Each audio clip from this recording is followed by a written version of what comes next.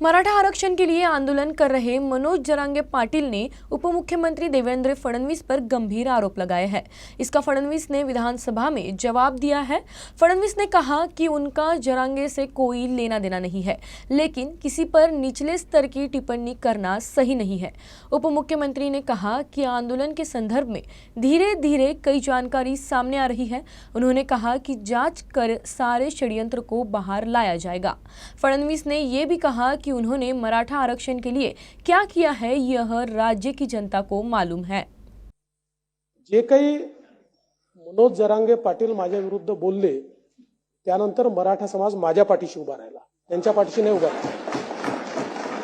दुःख या गोष्टीचं आहे की अशा प्रकारे कोणी कोणाची आई बहीण काढेल। म्हणजे आपण छत्रपती शिवाजी महाराजांचं नाव सांगतो, आपण छत्रपती शिवाजी महाराजांचं नाव सांगतो, कल्याणच्या सुभेदाराच्या सुनेला अशीच आमची आई असती सुंदर रूपवती असं सांगून वापस पाठवणारे छत्रपती आणि त्यांचं नाव घ्यायचं आणि लोकांच्या आया बहिणी काढायच्या। पण अध्यक्ष महोदय, माझी त्यांच्याबद्दल तक्रारच नाहीये, माझी तक्रारच नाही त्यांच्याबद्दल। खरं म्हणजे याच्या पाठीमागे कोण आहे तुम्ही म्हणालात ना, हे शोधावंच लागेल।